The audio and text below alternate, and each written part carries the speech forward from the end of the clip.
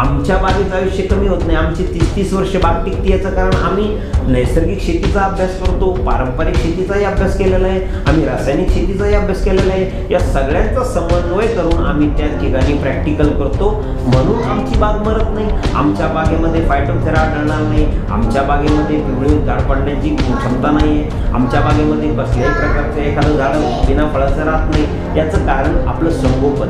तर इथं सांगू इच्छितो, ज्या पद्धतीने तुम्ही संगोपन करणार त्या पद्धतीने तुमच्या झाडाचे आयुष्य वाढणार.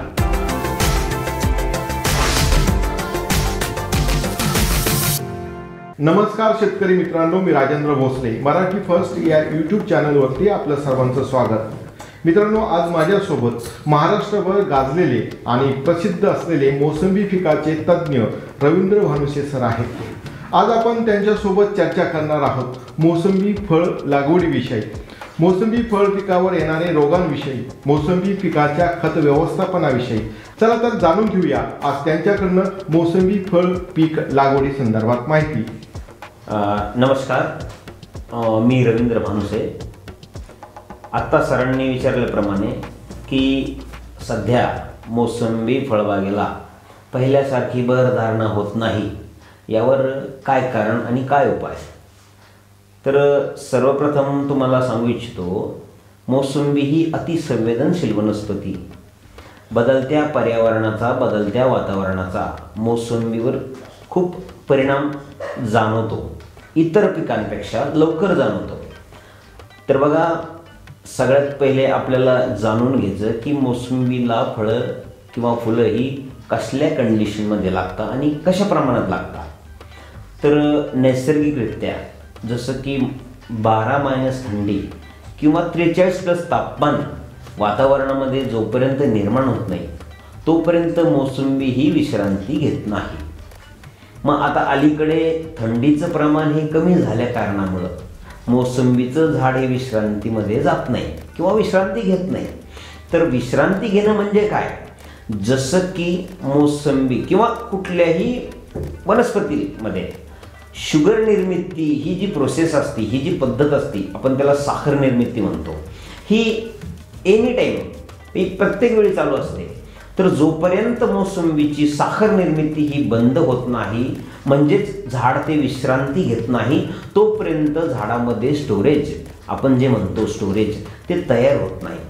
तर मग ज्यावेळेस स्टोरेज तयार होत नाही अशा वेळेस मोसंबीला ही बहरधारणा किंवा फुलधारणा ज्याला आपण म्हणतो ती कमी होते.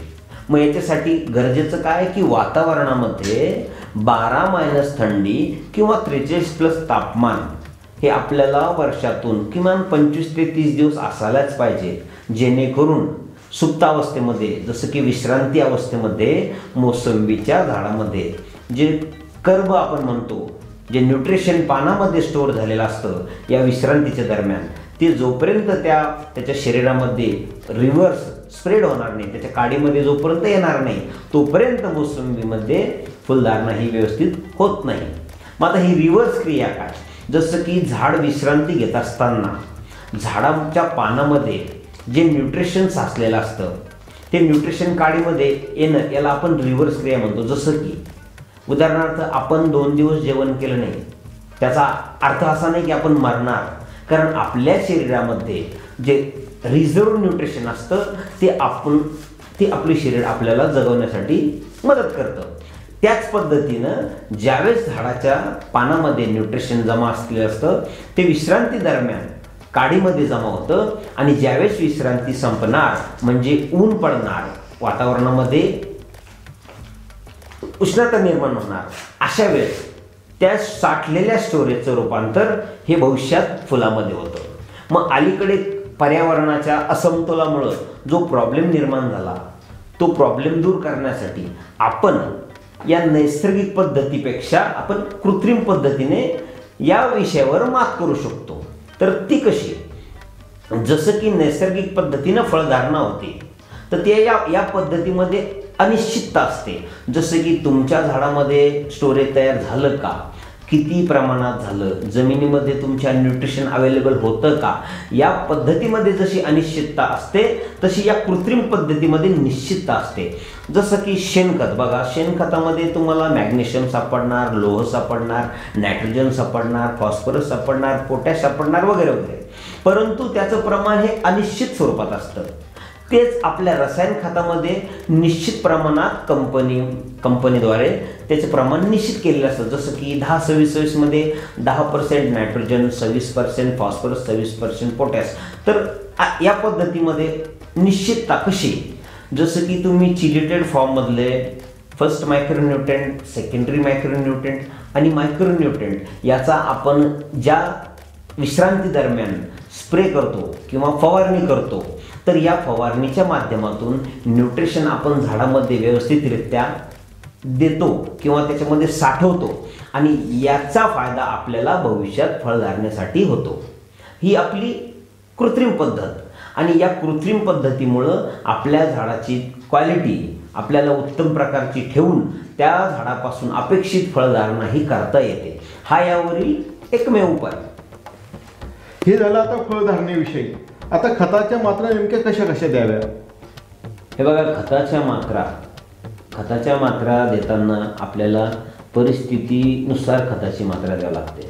जसं की सर्वप्रथम आपल्याला मोसंबीला रेस्ट पिरियडमध्ये, ज्यावेळेस मोसंबी ही विश्रांती घेणार याच्या अगोदर ऑक्टोबर पूर्ण महिना आपल्याला झाडांना 18-46 त्याच्यासोबत मायक्रोन्यूट्रिएंट अशी खत मात्रा देऊन आपल्याला झाडाला पाणी देऊन झाडाला सशक्त बनवावं लागतं.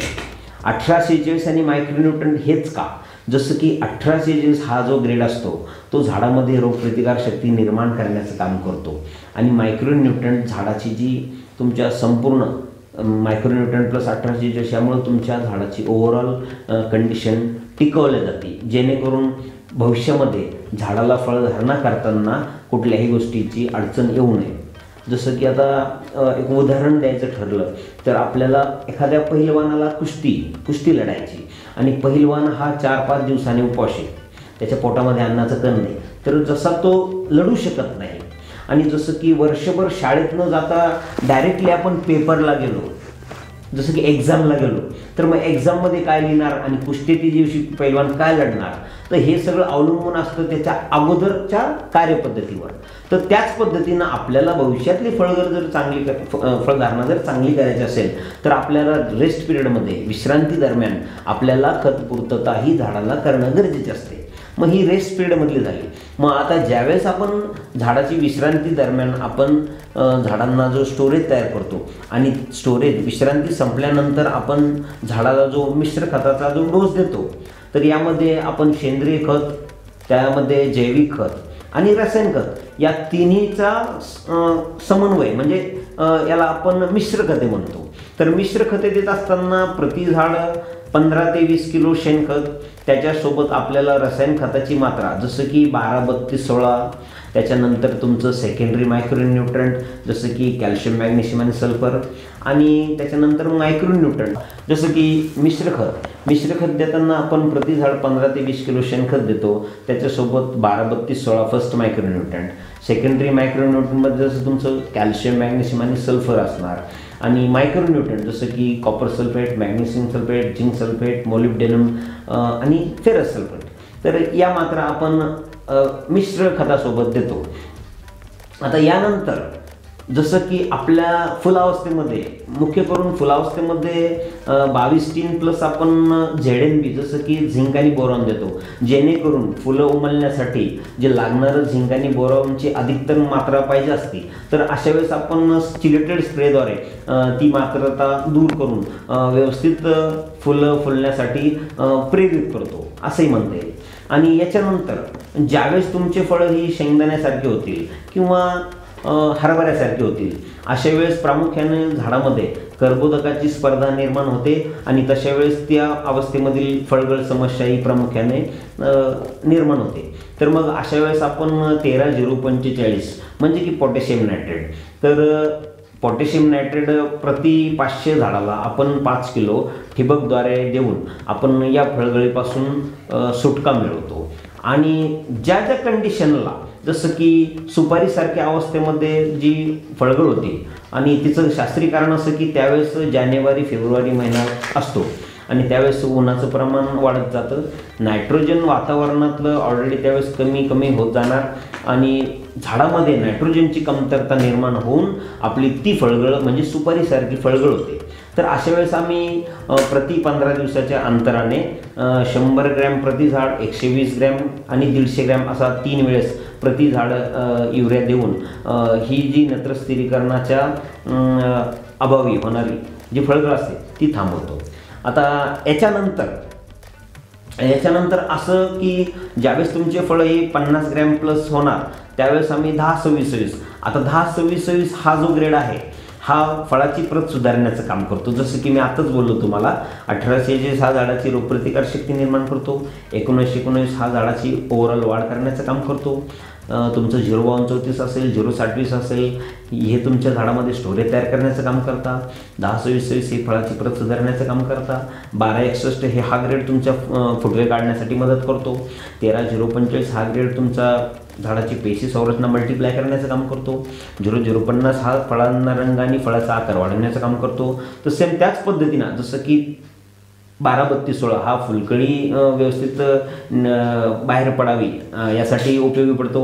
तर याच्यासाठी की 50 प्लस ज्यावेळेस मोसंबीची फळं होतील 50 ग्रॅम प्लस त्यावेळेस आपण 10-26-26 वापरतो आणि फळाची प्रत आणि फळाची साईज सुधारण्याची मदत करतो. तर ह्या परिस्थितीनुसार आपण खत नियोजनामध्ये चेंजेस करतो. आता हे झालं खत नियोजनाचं, परंतु मला एक प्रश्न असा विचारायचा आहे, खत नियोजन चांगलं केलं परंतु असे काही वातावरणात रोग तयार होतात की त्यामुळे खताचं नियोजन चांगलं करून सुद्धा मोसंबी फळ पीक हे चांगलं येत नाही, यावरती काय सांगाल? जसं की मी आतापर्यंत शेतकऱ्यांना सांगत होतो, तुमची 50 लाखाचं जरी वाहन असेल परंतु त्याच्या टायरमध्ये जी 2 रुपयाची हवा असते ही जरी आपण लेस केली किंवा हवा नसेल तर ती गाडी चालणार नाही. याला आपण काय म्हणणार, असंतुलन.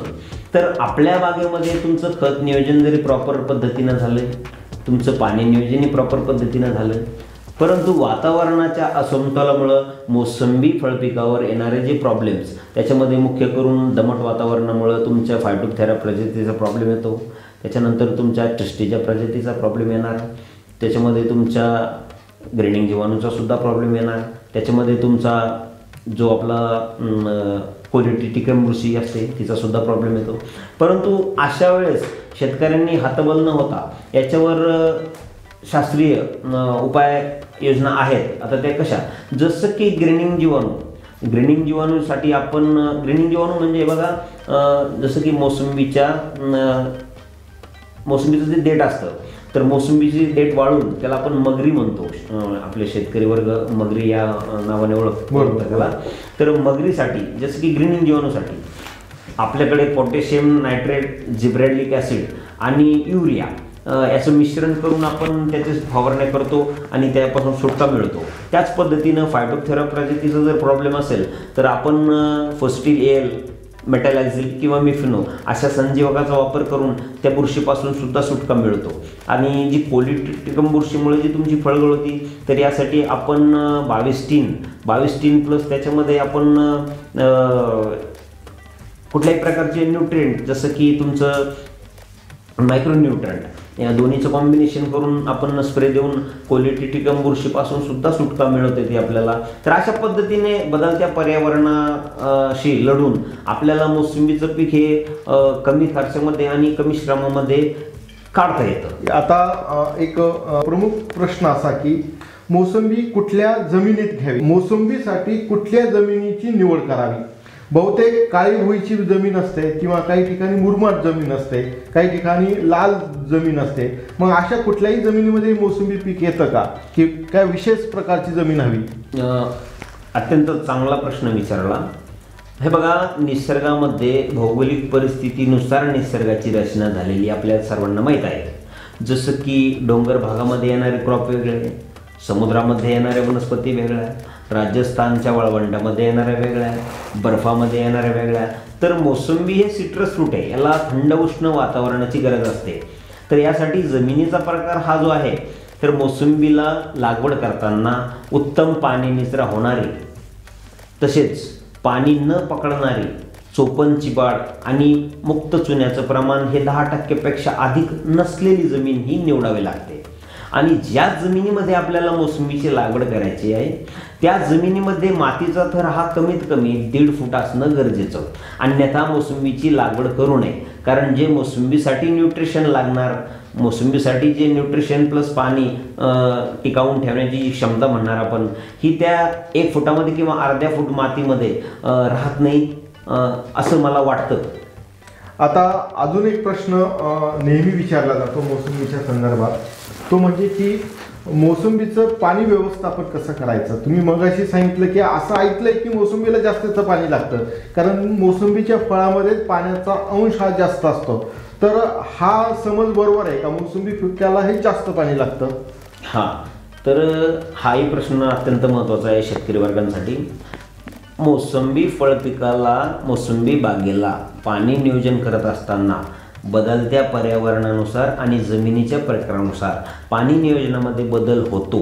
आता जसं की जमिनीच्या प्रकारापैकी जे 3 प्रकार आपण शेतकऱ्यांकडून ऐकतो, मध्यम स्वरूपाची जमीन, भारी जमीन आणि हलकी जमीन, अशा जमिनीच्या प्रकारानुसार पाणी नियोजनात 100% बदल होतो. परंतु शेतकऱ्यांना जाणून घेणं गरजेचं की हा जो जमिनीचा प्रकार पडतात, हे जे 3 प्रकार सांगितले मी, तर हे जमिनीचे प्रकार हे त्या जमिनीच्या वस्तुमानानुसार पडत नाही.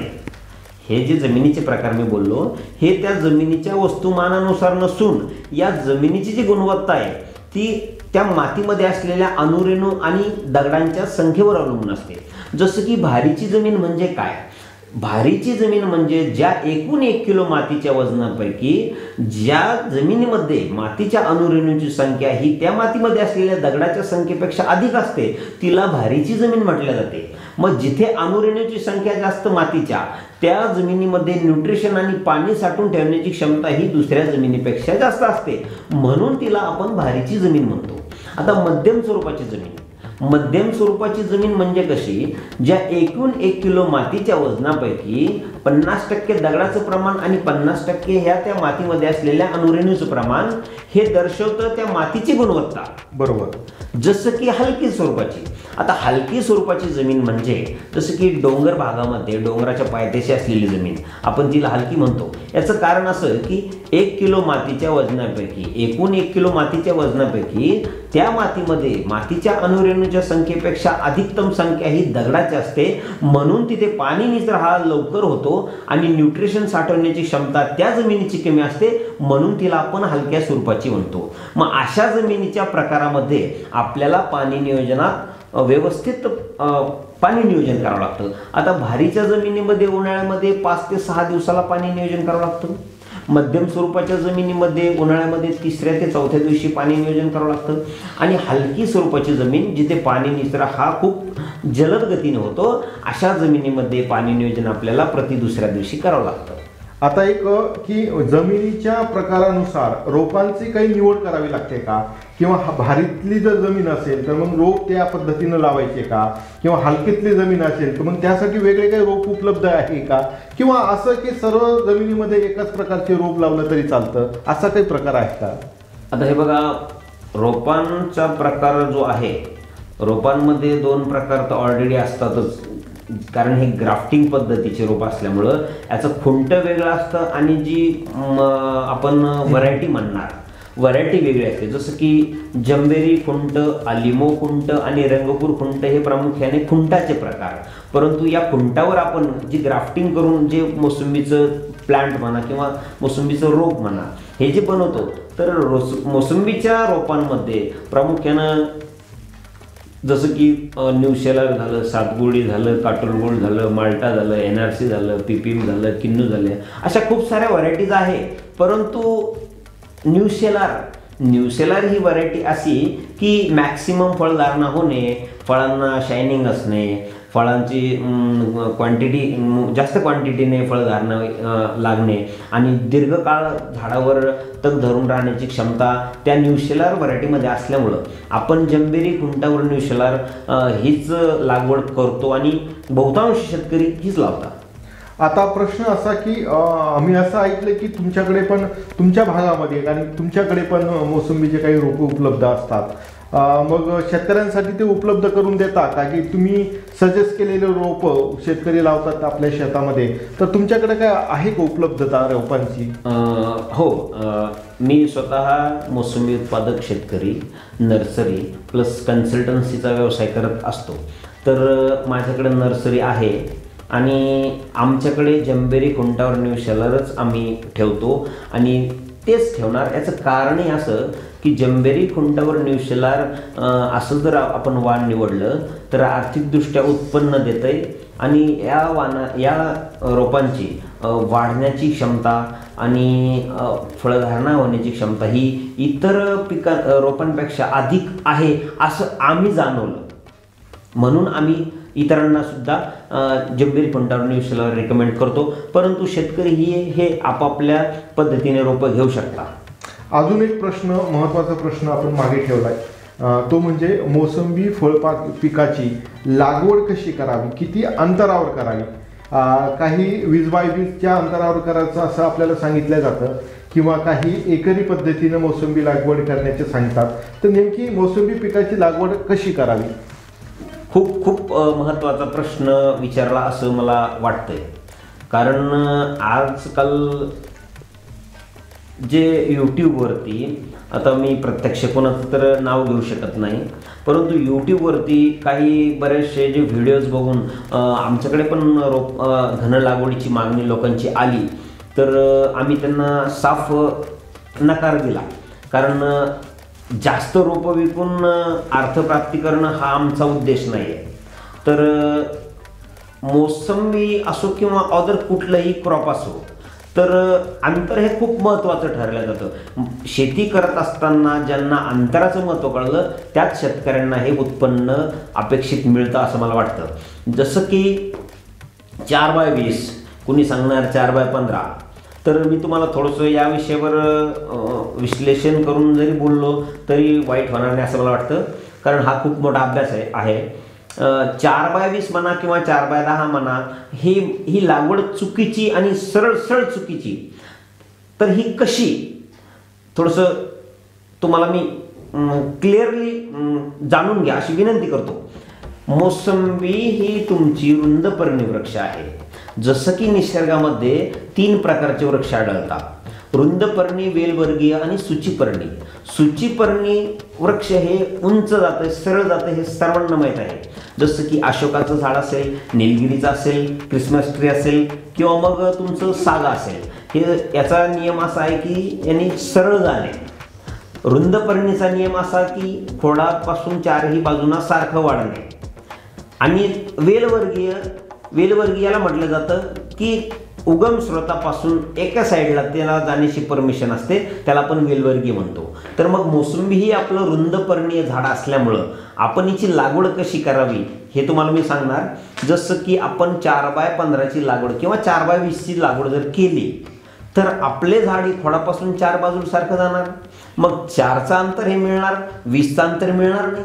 मग काही शेतकऱ्यांनी सांगितलं आम्हाला नाही सर 20चं अंतर सुद्धा मिळतं. मग मी त्यांना बोललो की 20चं अंतर मिळणं म्हणजे काय, झाड हे तुमचं वन साईड जास्त वाढलं. मग मला सांगा, झाड जर एका साईडनं एका बाजूनं जर जास्त वाढणार असेल तर मला सांगा आमच्या पैठण तालुक्यातली झाडं अंबड तालुक्यात गेली नसती का? आणि तुमचे जे बंधाऱ्याच्या कडीची झाडं असतात, शेवटचे लास्टची जी गल्ली असती, मग ती इतरांच्या शेतात गेली नसती का? कारण इथं काय, निसर्गाचा नियम फॉलो करून झाडाची वाढ होत असते की खोडापासून 4ही बाजूला सारखं जाणे. आणि असं असतं म्हणूनच तुम्हाला सांगतो, 15 ते 20 वर्षाच्या बागेमध्ये अचानक झाड जर एखादं मरण पावलं तर आजूबाजूची झाडं ही ती जागा भरून काढत नाही आणि बंधाऱ्याच्या कडीच्या ज्या गल्ल्या असत्या त्या इतरांच्या शेतात जात नाही. याचं कारण एकमेव हे आहे. म्हणून आम्ही सांगतो की लागवड करताना 4x20 असो किंवा 4x15 असो, ही लागवड अत्यंत चुकीची लागवड. अजून एक गोष्ट, झाडाला माल लागणे हे डिपेंड करतं त्याच्या जमिनीच्या व्यासावर किंवा झाडाच्या व्यासावर. मग झाड कसं वाढणार जसं की तुम्ही 20-22 लागवड करा, 400 स्क्वेअर फुटाचं झाड होणार. मग झाडामध्ये 400 स्क्वेअर फुटात ज्यावेळेस झाड बनणार तर सूत्र असं आहे, 4 फळाच्या संगोपनाला 1 स्क्वेअर फूट जागा, हजारो मुळ्यांनी शेकडो पानसंख्येची गरज असते. त्या सूत्रानुसार त्याला फळधारणा होत असते. बरं, असं नसतं झालं तर मग 1 बाईकच्या कुंडीमध्ये मोसंबीचं झाड लावून 50 किलो माल काढता आला असता. बरोबर.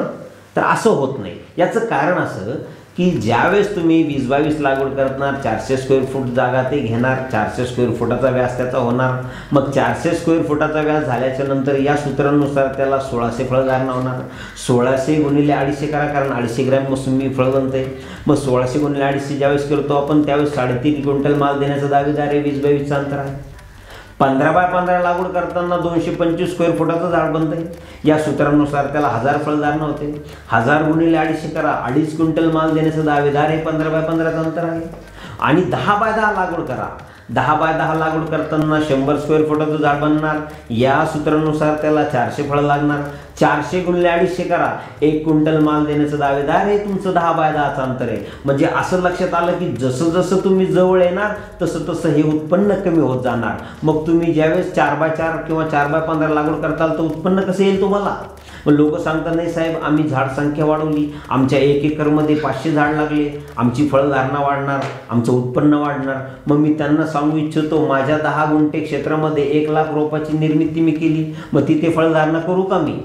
कारण 1 लाख रोपं असणं, 1 लाख मोसंबीचं झाड असणारा शेतकरी महाराष्ट्रात निर्माण होईल मी. परंतु असं नसतं. ज्यावेळेस तुमचं झाडामध्ये योग्य अंतर ठेवलं जाईल, त्याला योग्य पद्धतीने जमिनीतून न्यूट्रिशन मिळेल, त्या पद्धतीने त्याला उत्पन्न निघेल, अन्यथा त्याला उत्पन्न निघत नाही. आता एक शेवटचा प्रश्न, मोसंबी फळबागाचं एकंदर आयुष्य काय असतं किंवा किती वर्षामध्ये मोसंबी फळबाग सुरू होते? हाही अत्यंत महत्त्वाचा प्रश्न विचारला असं मला वाटतं. हे बघा, आपल्या समाजामध्ये किंवा आपल्या शेतकरी वर्गामध्ये एक चुकीची संकल्पना जी कार्यरत आहे सध्या, ती म्हणजे कशी, लोकांचं सांगणार न्यूज चॅनलचं आयुष्य 15 वर्ष, रंगपूर खुंट घेतलं तर 20 वर्ष होणार, आमका घेतलं तर असं होणार. असं नसतं. मी तुम्हाला थोडंसं स्पष्टीकरण देऊ इच्छितो. शेतकरी असो किंवा कुठलाही माणूस असो, त्यांनी पाळलेली मांजर मरणार, त्यांनी पाळलेला कुत्रा मरणार, त्यांनी पाळलेली गाय मरणार किंवा ती गाय वेलताना डॉक्टर लागणार. कारण तुमच्या सानिध्यात असणारे, जसं की तुमच्या कोंबड्या, जे की पांढऱ्या कोंबड्या म्हणतो आपण, हायब्रिड कोंबड्या, त्याही मरणार. मला सांगा, निसर्गाच्या सानिध्यात असलेले पशुपक्षी कधी मेलेले आढळले का तुम्हाला? निसर्गाच्या सानिध्यात असलेला कुठलाही प्राणी घ्या, त्याचं आयुष्य हे मॅक्सिमम वयोवृद्ध होऊन मरण्याचाच अधिकार निसर्गाने त्याला दिलेला आहे. तुम्ही स्वतः बिमार पडणार, तुमची गाय बिमार पडणार, तुमची कोंबडी बिमार पडणार, तुमची मांजर बिमार पडणार, तुम्ही पाळलेला पोपटही बिमार पडणार. कारण ते तुमच्या सानिध्यात आहे. तुम्ही त्यांना न्यूट्रिशन व्यवस्थित देत नाही, तुम्ही त्यांचं संगोपन व्यवस्थित करत नाही, म्हणून ते प्रॉब्लेम येतात. जसं की आता बरेचसे शेतकरी बागेमध्ये ट्रॅक्टर वापरणार, त्याच्या मुळ्या तोडणार, पाण्याचा आवासवा वापर करणार, न्यूट्रिशन व्यवस्थित देणार नाही, शेणखत व्यवस्थित देणार नाही. मग अशा वेळेस बागेचं आयुष्य तर कमीच होणार ना. आमच्या बागेचं आयुष्य कमी होत नाही, आमची 30-30 वर्ष बाग टिकते. याचं कारण आम्ही नैसर्गिक शेतीचा अभ्यास करतो, पारंपरिक शेतीचाही अभ्यास केलेला आहे, आम्ही रासायनिक शेतीचाही अभ्यास केलेला आहे. या सगळ्यांचा समन्वय करून आम्ही त्या ठिकाणी प्रॅक्टिकल करतो, म्हणून आमची बाग मरत नाही. आमच्या बागेमध्ये फायटोथेरा आढळणार नाही, आमच्या बागेमध्ये पिवळे झाड पडण्याची क्षमता नाही आहे, आमच्या बागेमध्ये कसल्याही प्रकारचं एखादं झाड बिना फळाचं राहत नाही. याचं कारण आपलं संगोपन. तर इथं सांगू इच्छितो, ज्या पद्धतीने तुम्ही संगोपन करणार त्या पद्धतीने तुमच्या झाडाचे आयुष्य वाढणार. अजून एक महत्त्वाचा प्रश्न असा की एरवी तणनाशकाचा वापर ह्या मोसंबी बागेमध्ये केला जातो. अनेकदा असं सांगितलं जातं की तणनाशकाचा वापर केल्याने मोसंबी बाग खराब होते किंवा जमिनीचा पोत खराब होतो. यात कितपत सत्य आहे? सर्व शेतकऱ्यांच्या मनामध्ये तणनाशकाविषयी खूप चुकीची संकल्पना सध्या बघायला मिळत आहे. मी ग्लायफोसेट संदर्भात बोलणार, मी तुमचं ॲमिनोसाल्ट संदर्भात नाही बोलणार, तुमच्या 2,4-D संदर्भात नाही बोलणार, तुमच्या जे ॲट्राझिन त्या संदर्भातही नाही बोलणार. मी फक्त मोसंबीमध्ये वापर करण्यात येणारं जे ग्लायफोसेट, मग ते ग्लायफोसेट 41% असेल, ग्लायफोसेट 54% असेल किंवा ग्लायफोसेट 71% असेल. मी या ग्लायफोसेट तणनाशकाविषयी बोलणार आणि शेतकऱ्यांसाठी खूप महत्त्वाचा प्रश्न आहे असं मला वाटतं. कारण हे बघा, शेतकऱ्यांच्या तणनाशकामुळं आपली जमीन खराब होते किंवा आपल्या मुख्य पिकावर त्याचा दुष्परिणाम होतो. या ज्या संकल्पना आहे तर ह्या सरळ सरळ चुकीच्या संकल्पना आहे असं मी ठाम सांगणार आणि त्याचं कारणही देणार. मला सर्वप्रथम शेतकऱ्यांशी हा प्रश्न विचारासा वाटतो की ज्यावेळेस तुम्ही तणनाशक वापरता तर ज्यावेळेस तुम्ही तणनाशक वापरता त्यावेळेस कंपनी सांगते गढूळ पाणी वापरू नका. मग आता मला सांगा, गढूळ पाणी न वापरण्याचं मुख्य कारण काय? मग शेतकरी बोलतो की सर ते गढूळ पाण्यामध्ये निष्क्रिय बनतं, काम करत नाही. मग मी शेतकऱ्यांना विचारतो, गढूळ पाणी होणे म्हणजे हवेनं होणे की मातीनं होणे? ते बोलता नाही सर, गढूळ पाणी हे मातीमुळे होतं. म्हटलं जर गढूळ पाण्यात जर औषध हे न्यूट्रल होते, काम करत नाही, मग मातीतही अति गढूळ आहे ना. मग मातीमध्ये पडल्यानंतर ते काम करत नाही. मग लोकांना विश्वास नाही, तरी पण मी शेतकऱ्यांना सांगितलं तुम्ही एक्सपेरिमेंट करा, प्रयोग करा. 1x1 ची कुंडी घ्या किंवा तुमच्या घरच्या तुळशी वृंदावनामध्ये 100 ml तणनाशक टाका. तुळस मरणार नाही आणि तिथे तुम्ही कसल्याही प्रकारचं बियाणं लावा, बियाणं सुद्धा व्यवस्थित जर्मिनेशन होऊन त्याची उगवण होणार. मग हा आम्ही स्वतः केलेला प्रयोग. जसं की तुमच्या जमिनीमध्ये तणनाशकाचा अंतर्प्रवाह झाला आणि जर तिथं बॅक्टेरिया मेले असते, बॅक्टेरिया नष्ट झाले असते, तिथं जर कसल्याही प्रकारचं गवत उगालं नसतं, पीक उगालं नसतं, तर जमीन नापीक झाली असं सिद्ध झालं असतं. मग जेव्हापासून तणनाशकाचा वापर वाढला, गवताची संख्याही वाढली. मग जर गवताची संख्या वाढली याचा अर्थ असा झाला तुमच्या जमिनीचा पोत सुधारला, कारण गवतसुद्धा पीकच आहे.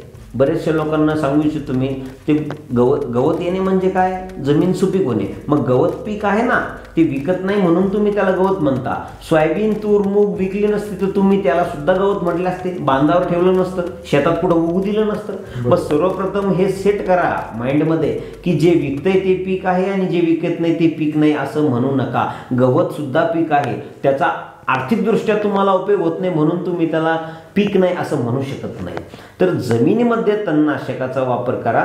तुमच्या बागेमध्ये जर स्वच्छता असेल, गवताची संख्या जर कमी असेल तर कमतरता ही न्यूट्रिशनची मोसंबीला भासणार नाही. आणि गवतामुळं जी सॉईल इम्प्रूव्ह होती, तणनाशकामुळं जी जमिनीमध्ये इम्प्रूव्हनेस येणार, सॉईल इम्प्रूव्ह होणार. तर ही कशी? तर तुम्हाला सर्वांना माहीत असेल, या निसर्गामध्ये पूर्वी जे सजीव होते नंतर मृत झाले, या प्रत्येक अवशेषांचे, यांच्या प्रत्येक प्राण्यांच्या किंवा वनस्पतींच्या अवशेषांचं विघटन करण्यासाठी बॅक्टेरिया झालं, इन्सेक्ट झालं, हे हजारो वर्षापासून कार्यरत आहे. मग आता मला सांगा, ज्या तणनाशकाचा वापर करून तुम्ही जे गवत वाळवलं, ज्या गवताचं डिकम्पोज होणार आहे, त्याचं विघटन होणार आहे, मग जर त्या गवताचं विघटन होण्यासाठी त्या जमिनीमध्ये तुमचे इन्सेक्ट वाढणार, बॅक्टेरियाज वाढणार, तर हे दर्शवतं की तुमच्या जमिनीमध्ये न्यूट्रिशनचं प्रमाण वाढणार. कारण तुम्हाला सर्वांना अजून मी सांगू इच्छितो की झाडांना न्यूट्रिशन जे मिळतंय ते बॅक्टेरियामुळे मिळतं. झाड हे तुमच्या रसायन खत खात नाही, शेणखत खात नसून, जैविक खत खात नसून, त्याचं विघटन जोपर्यंत बॅक्टेरियाच्या माध्यमातून होणार नाही आणि बॅक्टेरियाचं मलमूत्र जोपर्यंत तुमच्या जमिनीमध्ये साचणार नाही तोपर्यंत झाडाला न्यूट्रिशन हे मिळणार नाही. याचं उदाहरण देतो मी तुम्हाला जिवंत. जसं की निसर्गामध्ये सजीवांच्या 2 प्रजाती आढळतात, प्राणी आणि वनस्पती. आता मला सांगा, प्राण्यांना जगण्यासाठी, प्राण्यांच्या उदरनिर्वाहासाठी प्राण्यांना पलायन करावं लागतं, स्ट्रगल करावं लागतं, त्यावेळेस त्यांना अन्न मिळतं. जसं की बघा, वाघ असेल, वाघाला बसल्या जागेवर शिकार तर करता येणार नाही, किंवा बकरी, हरण त्याच्या जवळ येणार नाही, म्हणणार नाही मला खा. मग वाघाला स्ट्रगल करून जर शिकार करावं लागत असेल, जंगलातल्या पशुपक्ष्यांना जर स्ट्रगल करून फळं वगैरे खाता येत असेल आणि सगळ्या प्राण्यांना स्ट्रगल केल्याशिवाय जर अन्न मिळत नसेल, तर मग तुम्ही विचार करा, कुठल्या निसर्गामधली वनस्पती पलायन करते? कुठली वनस्पती अमेरिकेची दुबईला गेली किंवा महाराष्ट्रातली पंजाबला गेली? मग वनस्पतीची जर हालचाल होत नसेल, प्राण्याला जर हालचाल केल्याशिवाय अन्न मिळत नसेल आणि वनस्पती जर हालचाल करत नसेल, मग वनस्पतीला अन्न कोण पुरवतं? हा सर्वात महत्त्वाचा प्रश्न इथे निर्माण होतो. तर वनस्पतीला अन्न मिळण्यासाठी निसर्गाने तिची तरतूद जागेवर बसून केलेली आहे. म्हणजे ती कशी? वनस्पतीला अन्न मिळण्याची तरतूद ही जागेवर दिली, ती दिली बॅक्टेरियाच्या माध्यमातून. ज्या जमिनीमध्ये बॅक्टेरियाची मात्रा जास्त, त्या जमिनीमध्ये उत्तम प्रकारचं पीक येतं. हे आपण आतापर्यंत हिरोशिमा नागासाकी या जपानच्या ज्या 2 प्रमुख शहरावर अमेरिकेने महायुद्धामध्ये स्फोट केले, जिथं प्रेत जाळलेली भाजलेली जागा असते, जिथं कारखान्याचं दूषित पाणी गेलं असतं, जिथं तुमचं मुक्त चुना म्हणजे कॅल्शियमचं प्रमाण अशा मातीमध्ये, जिथं गेरू असतो लाल माती जिला आपण रेड ऑक्साईड म्हणतो, अशा मातीमध्ये कसल्याही प्रकारचं बियाणं उगत नाही. याचं कारण त्या मातीमध्ये बॅक्टेरियाचं अस्तित्व नसतं. त्या मातीला आपण मृत माती म्हणतो. आपली माती ही जिवंत असते, हिचं कारण हिच्यामध्ये बॅक्टेरियाचं प्रमाण जास्त असतं. तर बॅक्टेरिया असणं हे दर्शवतं आपल्या उत्पन्न कसं निघणार, आपल्याला किती प्रमाणात उत्पन्न निघणार. म्हणून आपण तणनाशकाचा वापर करून जी सॉइल इम्प्रूव्ह करणार, याच्यामधून आपल्याला बॅक्टेरियाची निर्मिती होणार आणि आपली जमीन ही इम्प्रूव्ह होणार. आता एक मला सांगा की तणनाशकाचा अतिवापर केल्याने जमिनीचा पोत खराब होणार नाही का? हे बघा, माझ्या पद्धतीने अतिरेक तर कुठल्या गोष्टीचा होऊच नाही. आता कंपनी ज्यावेळेस तुम्हाला तणनाशकाचा वापर करण्यासाठी त्याच्यावर निर्देश दिलेला असतो की प्रति लिटरला किती ml वापरणे, काय वापरणे वगैरे वगैरे. तर आतापर्यंत हाय डोस म्हणून 150 ml 20 लिटरला कंपनी सांगते. परंतु आपल्या गवताचा प्रकार बघून किंवा गवताची अवस्था बघून आपण तणनाशकाच्या मात्रेमध्ये बदल करतो. जसं की छोटं गवत असेल तर आपण 50 ml 60 ml 20 लिटरच्या पंपाला वापरून तणनाशकाचा स्प्रे करतो. तर अशा पद्धतीने जर आपण काम केलं तर आपल्या शेतीसाठीही चांगलं आणि आपल्या मुख्य पिकासाठीही चांगलं असतं. या प्रमाणाविषयी मी जर तुम्हाला सांगायचं ठरलं तर मला तुम्हाला सांगतो, आपलं जे शासन आहे किंवा आपलं जे तंत्रज्ञान आहे, आपल्या जमिनीवर किंवा आपल्या शेतीवर होणारे जे विपरीत परिणाम यांना ज्यावेळेस जाणवता किंवा जाणवले, अशा वेळेस यांनी आपल्या भारत सरकारने बऱ्याचशा गोष्टी या बॅन केल्या. जसं की तुमच्या थायमेटमध्ये असलेला फोरेट नावाचा जो घटक आहे, तर हा फ्रेंड फंगसला पण मारण्याचं काम करत होता आणि एनिमी फंगसला पण मारून आपल्या जमिनीची जी गुणवत्ता आहे ती खराब करण्याचं काम करत होता. म्हणून फोरेट नावाचा जो घटक आहे तो बंद केला. त्याच्यानंतर तुमचं जे डायकोफॉल किंवा फेंडाल असेल, यालाही शासनाने बॅन केलं. आणि त्याच्यानंतर जे मोनोक्रोटोफॉस, जसं की मोनोक्रोटोफॉसमुळं तुमची जी जेनेटिक प्रॉब्लेम्स क्रिएट होण्याची जी शाश्वती होती, यामुळं मोनोक्रोटोफॉसला सुद्धा बंदी शासनाने घातलेली आहे. आणि त्याच्यावर सरळ लिहिलेलं पण असतं की शाक सब्जी एवं फलो सब्जियों पे इस्तेमाल न करें, असं लिहिलेलं असून आपण थोडंसं शेतकऱ्यांनी सुद्धा जागृत होणं गरजेचं आहे.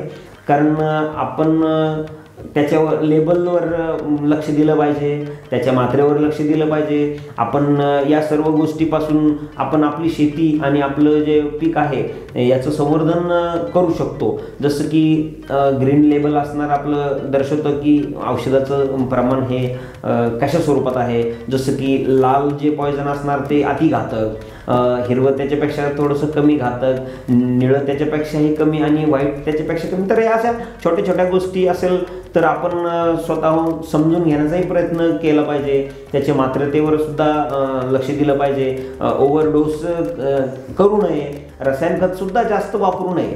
परंतु वापरणं तर आपल्याला वापरल्याशिवाय तर आपल्याला पर्याय नाही, परंतु मात्रतेवर लक्ष देणं खूप गरजेचं असं मी समजतो. निश्चित खूपच सुंदर मोसंबी पिकाविषयीची तुम्ही माहिती दिली आणि ही माहिती महाराष्ट्राच्या घराघरामध्ये प्रत्येक शेतकऱ्यांपर्यंत पोहोचली पाहिजे. शेतकरी मित्रांनो, आपल्याला मोसंबी पिकाविषयी आपल्या काही समस्या असेल, काही प्रश्न असेल तर खाली कॉमेंट बॉक्समध्ये लिहायला विसरू नका. खाली कॉमेंट बॉक्समध्ये सरांचा नंबरसुद्धा दिलेला आहे. आपल्या काही समस्या असेल तर तुम्ही सरांना डायरेक्ट फोन करून सुद्धा विचारू शकता. या व्हिडिओमध्ये एवढेच. पुन्हा भेटूया आपण नवा विषय घेऊन. धन्यवाद.